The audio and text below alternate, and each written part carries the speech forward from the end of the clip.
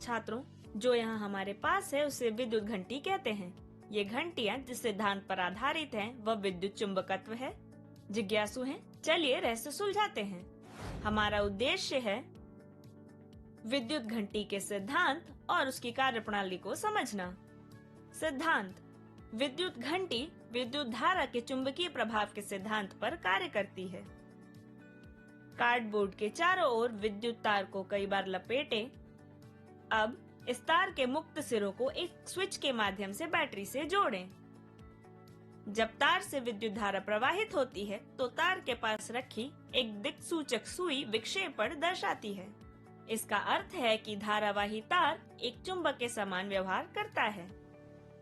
इस परिघटना को विद्युत धारा का चुंबकीय प्रभाव कहते हैं। जब विद्युत धारा बंद कर दी जाती है तो तार अपना चुंबकत्व खो देता है। इस प्रकार विद्युत धारा का उपयोग एक अस्थायी चुंबक बनाने के लिए किया जा सकता है। ऐसी कुंडली को विद्युत चुंबक कहते हैं। इस परिघटना को सबसे पहले वैज्ञानिक हेंस क्रिश्चियन ऑर्स्टेड ने देखा था। अनुप्रयोग: विद्युत चुंबक के सबसे अच्छे अनुप्रयोगों में से एक विद्युत घंटी है। क्या आप जानते हैं कि यह कैसे कार्य करता है? आइए इसकी संरचना और कार्यप्रणाली को समझते हैं। विद्युत घंटी में एक विद्युत चुंबक होता है जो लोहे के टुकड़े पर लपेटी गई तार की एक कुंडली होती है। कुंडली विद्युत चुंबक के समान कार्य करती है जब इससे विद्युत धारा गुजरती है। विद्युत चुंबक के पास एक धात्विक स्प्रिंग पत्ती में नरम लोहे का एक आर्मेचर होता है जिसके दूसरे सिरे पर एक हैमर होता है। घंटा गोलाकार पीतल की एक चकती होती है जिसे हैमर के सामने लगाया जाता है। एक संपर्की पेच को आर्मेचर की संपर्की भुजाओं के पास लगाया जाता है। प्रारंभ में संपर्की भुजा पेच के संपर्क में होती है। जैसे ही आप विद्युत घंटी के स्विच को दबाते हैं, कुंडली से धारा प्रवाहित होती है जो एक विद्युत चुंबक बन जाती है।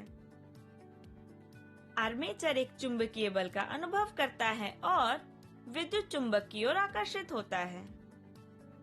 इस प्रक्रिया में आर्मेचर सिरे पर लगा हैमर घंटी के घंटे से टकराकर ध्वनि उत्पन्न करता है। हालांकि संपर्क की भुजा पेच से संपर्क खो देती है और परिपथ टूट जाता है। कुंडली से विद्युत धारा का प्रवाह बंद हो जाता है। अब कुंडली चुंबकत्व खो देती है और विद्युत चुंबक के रूप में व्यवहार नहीं करती है। परिणाम स्वरूप धात्विक स्प्रिंग पत्ती आर्मेचर को अपनी मूल स्थिति में वापस ले आती है और संपर्क की भुजा पुनः संपर्क की पेंच को स्पर्श करती है। तुरंत परिपथ पूरा हो जाता है और कुंडली में धारा प्रवाहित होने लगती है और फिर से हैमर घंटे से टकराता है। प्रक्रिया बहुत तेजी से दोहराई जाती है। जब भी परिपथ पूरा होता है, हैमर घंटे से टकराता है। इस प्रकार घंटी बजती है और हमें पता चलता है कि दरवाजे पर कोई है।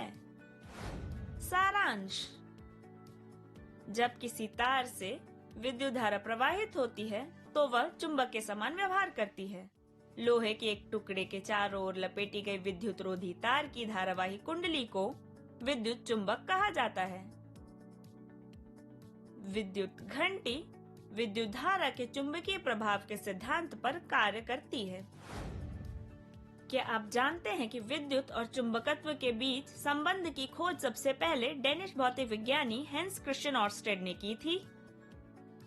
भौतिकी में उनके योगदान के बारे में और अधिक जानना चाहते हैं? खैर, वह पाठ फिर कभी और के लिए है।